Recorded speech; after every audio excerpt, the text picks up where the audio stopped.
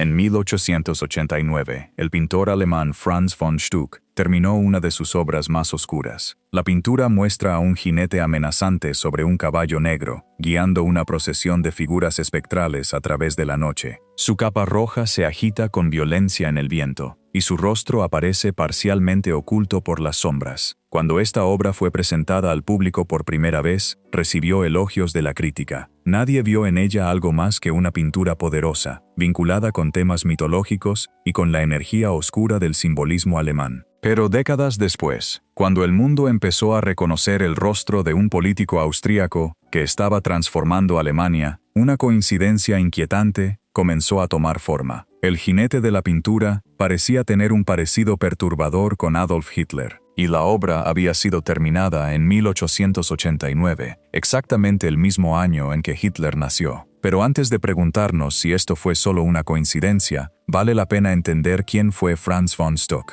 Según Robert Waite, en su libro El Dios psicopático, publicado en 1977, Hitler estaba profundamente fascinado por las pinturas de este artista, hasta el punto de considerarlo uno de sus favoritos. Franz von Stuck nació en Baviera en 1863. Fue pintor, escultor, grabador y arquitecto. Un creador de talento extraordinario que, a los 32 años, ya era profesor en la Academia de Bellas Artes de Múnich. Con el tiempo, se convirtió en una figura destacada del Jugendstil, el Art Nouveau alemán. Sus pinturas eran muy reconocibles en su época, obscuras, simbólicas, cargadas de erotismo, mitología, pecado, demonios y fuerzas primitivas. Von Stuck no pintaba un mundo tranquilo, pintaba un mundo de sombras, un universo donde la sensualidad, la muerte, los dioses antiguos y los impulsos más profundos del ser humano parecían salir a la superficie. Y la cacería salvaje es una de sus pinturas más inquietantes. Antes de entrar en ella, dime algo en los comentarios. ¿Crees que una pintura puede parecer profética solo por coincidencia o porque después la historia nos obliga a verla de otra manera? Y si te gusta descubrir obras de arte oscuras, simbólicas y llenas de lecturas históricas, suscríbete al canal, porque aquí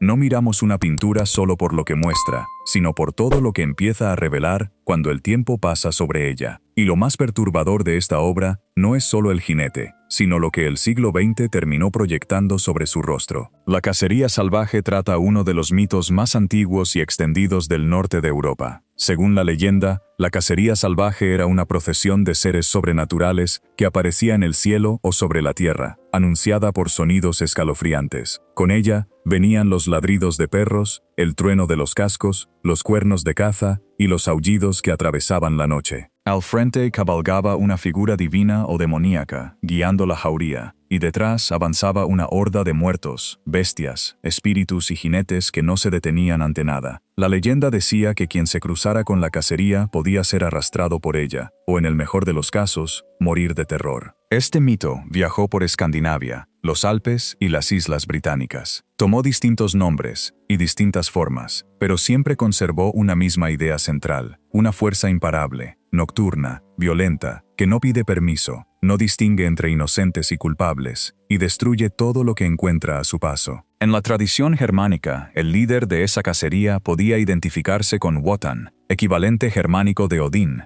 una figura asociada con la tormenta, el frenesí, la guerra, la muerte y los guerreros caídos. Y fue Wotan quien von Stuck eligió representar en esta pintura. La obra construye una sensación abrumadora de movimiento imparable. Si miramos con cuidado, todo el lado derecho del lienzo está dominado por el caballo y su jinete. El hocico del animal imita de manera inquietante el contorno de una calavera, y el jinete se inclina hacia adelante, hacia nosotros, como si estuviera a punto de saltar fuera de la pintura. En una mano sostiene una guadaña. Con la otra se aferra a la crin del caballo. Su capa roja se infla violentamente con el viento, como una llamarada dentro de una escena fría y oscura. En el fondo, hacia la esquina superior izquierda, aparece una masa de cuerpos desnudos, rostros con ojos desquiciados, calaveras, jinetes y caballos que parecen agitarse y gritar sin descanso. Von Stuck utiliza una paleta dominada por tonos oscuros, azul profundo, negro, marrón y algunos toques amarillentos. El único elemento de color verdaderamente vivo es la capa roja del jinete, que funciona como el único punto de calor dentro de un ambiente frío, nocturno y violento. Y eso hace que nuestra mirada regrese una y otra vez hacia él, hacia el caballo, hacia la guadaña, hacia ese rostro medio oculto que parece emerger de la sombra. Cuando la pintura fue presentada en 1889, nadie prestó una atención especial al rostro de Wotan. Después de todo, era un dios germánico, representado con la intensidad que una figura así podía exigir. Nada más. Pero en los años 30, cuando el mundo empezó a familiarizarse con las fotografías de Adolf Hitler, algunas personas comenzaron a notar una semejanza inquietante entre el dios germánico de la pintura y la apariencia del dictador. Y aquí la historia se vuelve realmente perturbadora, porque podemos discutir si el parecido es real, exagerado o producto de una mirada retrospectiva. Pero lo cierto es que la pintura fue terminada en 1889, el mismo año en que nació Hitler. Y además, según algunos autores, Hitler llegó a sentir una fuerte fascinación por la obra de von Stuck y por su imaginario oscuro y mitológico. Esto no significa que la pintura predijera nada, tampoco significa que von Stuck haya anticipado el futuro, pero sí nos obliga a pensar en algo más inquietante. ¿Cómo una imagen puede cambiar de significado cuando la historia posterior la contamina? Lo que los historiadores sí han documentado es que Hitler estaba profundamente fascinado por la mitología nórdica y germánica. Y dentro de ese universo, Wotan ocupaba un lugar especial. Wotan no era simplemente un dios antiguo, era el arquetipo del líder implacable, del guerrero que avanza sin detenerse, de una fuerza que no responde ante nadie. Era tormenta, furia, muerte, destino, poder. Para un hombre que construiría toda su imagen política sobre la promesa de un nuevo orden nacido del caos, es posible que Wotan no fuera visto solamente como una figura mitológica, sino como un modelo de fuerza, dominación y destino. Y esa fascinación no fue exclusiva de Hitler. El régimen nazi, como institución, estuvo profundamente interesado en la idea de recuperar una supuesta herencia espiritual del antiguo mundo germánico. Heinrich Himmler, jefe de las SS, impulsó investigaciones y proyectos vinculados con objetos, mitos y símbolos que el régimen quería utilizar para construir una narrativa de legitimidad histórica y superioridad racial. Entre esos intereses aparecían elementos como el martillo de Thor, la mitología nórdica, los dioses guerreros y la idea de una civilización germánica antigua, presentada como origen espiritual del régimen. No era historia inocente, era propaganda, era apropiación simbólica. Era una forma de tomar mitos antiguos y convertirlos en combustible ideológico para un proyecto político brutal. El psicólogo Carl Gustav Jung escribió sobre todo esto en los años 30. Según la interpretación de Jung,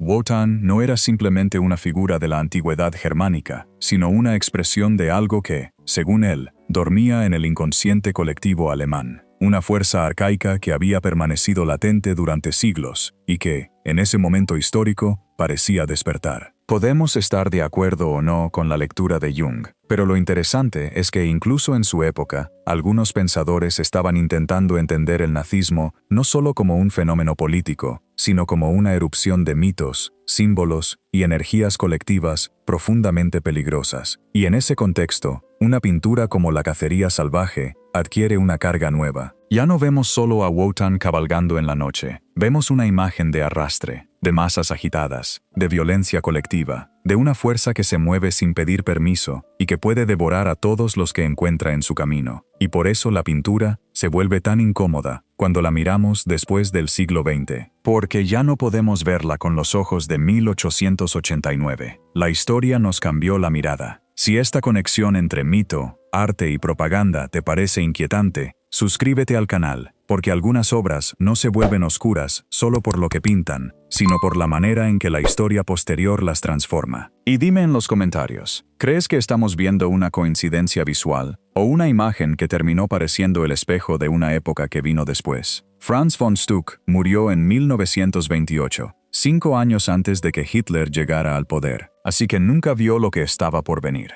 Pero su obra sí terminó teniendo una relación directa con el régimen nazi. Hermann Göring, comandante de la Luftwaffe y uno de los hombres más poderosos del Tercer Reich, reunió varias obras de von Stuck en su residencia de Karinhall. Y el retrato de 2 jóvenes damas de von Stuck estaba destinado al Führermuseum de Linz, el gran museo de arte que Hitler planeaba construir, pero que nunca llegó a existir. En 1945, cuando se difundió la noticia de la muerte de Hitler, esa pintura fue saqueada por una multitud de la sede nazi en Múnich. Desapareció durante años, hasta que en 2017 reapareció en una casa de subastas en Colonia. Fue retirada a petición del gobierno alemán, que reclamó la propiedad de la obra. Todo esto demuestra que von Stuck no fue una figura marginal para el imaginario visual de algunos líderes nazis. Sus pinturas, con dioses, sombras, sensualidad, violencia y mitología, encajaban de manera peligrosa con una cultura política obsesionada con símbolos de fuerza, destino y superioridad.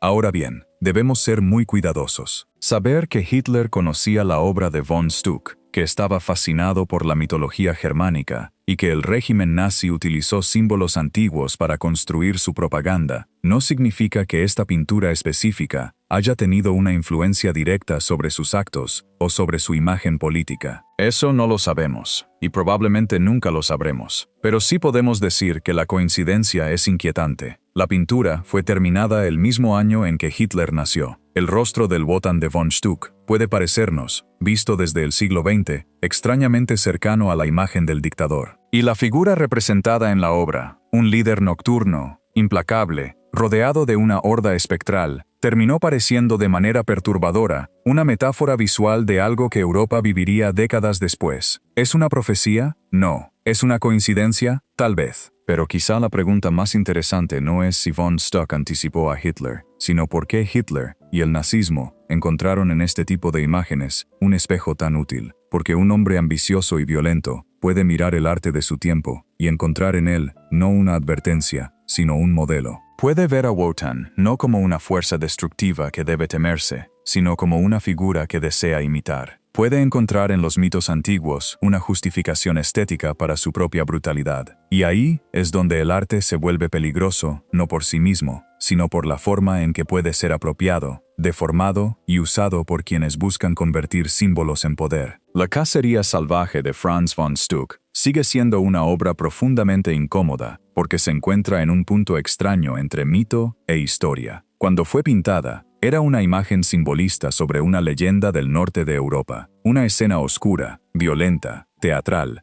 llena de energía sobrenatural. Pero después del siglo XX, la obra parece cargarse con un peso distinto. El jinete ya no es solo Wotan. La horda ya no es solo una procesión de espíritus. La noche ya no es solo un escenario mitológico. Todo parece hablar, de manera involuntaria, de fuerzas colectivas capaces de arrastrar a una sociedad entera hacia la destrucción. Y quizá esa es la parte más inquietante. Von Stuck no necesitaba saber el futuro para pintar una imagen poderosa de la violencia mítica, del líder oscuro, del avance imparable y de la masa que sigue detrás. Esas fuerzas ya existían en el imaginario europeo. Estaban en los mitos, en los símbolos, en los relatos antiguos. Décadas después, el nazismo se apropió de muchos de esos símbolos y los transformó en propaganda política. Por eso esta pintura nos obliga a mirar con cuidado, no para decir que predijo la historia, sino para entender cómo ciertos símbolos pueden sobrevivir durante siglos y despertar de formas terribles cuando alguien decide usarlos para dominar. Me encantaría leer tu opinión en los comentarios. ¿Crees que el parecido entre el jinete y Hitler es una simple coincidencia visual? ¿O crees que esta pintura revela algo más profundo sobre los mitos que terminaron alimentando la imaginación del nazismo? Y si te interesa descubrir obras de arte oscuras, simbólicas y llenas de conexiones históricas inquietantes, suscríbete al canal para seguir explorando pinturas que no solo se miran, sino que se quedan dando vueltas en la mente. Gracias por quedarte hasta el final. Y la próxima vez que veas la cacería salvaje, no mires solo al jinete ni a su caballo negro. Mira también la horda que avanza detrás. A veces, lo más aterrador de una pintura no es el monstruo que lidera la marcha, sino la cantidad de sombras dispuestas a seguirlo.